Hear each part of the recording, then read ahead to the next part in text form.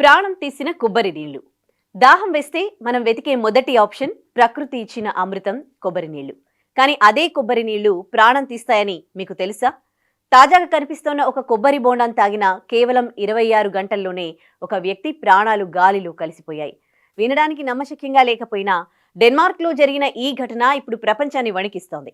మనం అమృతం అనుకుని తాగే నీళ్లలో నిగూఢ విషం ఎలా చేరుతుంది? ఆ ప్రాణాంతకమైన 3NPA అంటే ఏంటో ఇప్పుడు చూద్దాం. డెన్మార్క్లో ఒక వృద్ధుడు తాజాగా ఉన్న ఒక కొబ్బరికాయను కొట్టించుకుని నీళ్లు తాగాడు. తాగిన 3 గంటలకే విపరీతమైన వాంతులు, చెమటలు పట్టడం మొదలయ్యాయి. హాస్పిటల్కి వెళ్లేసరికి శరీర నియంత్రణ కోల్పోయి కేవలం ఒక్క రోజులో అవయవాలన్నీ విఫలమై మరణించాడు. పోస్ట్ మార్టం రిపోర్ట్లో తేలిన నిజం ఏంటంటే ఆ కొబ్బరి నీళ్లలో 3-నైట్రోప్రోపియానిక్ యాసిడ్ 3NPA అనే అత్యంత శక్తివంతమైన ఫంగల్ విషం ఉంది. ఇది ఎలా వస్తుంది? కొబ్బరికాయలు అమ్మేవాళ్ళు ఏమైనా కలిపి ఉంటారా అనుకుంటున్నారా? కాదు.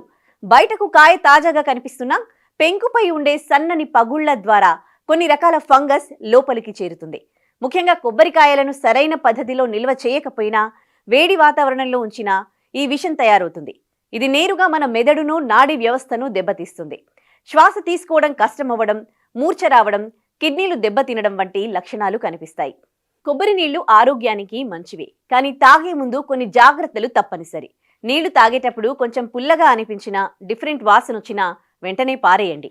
బోండాం పైన రంగు మారిపోయినా, మెత్తగా ఉన్నా తీసుకోకండి.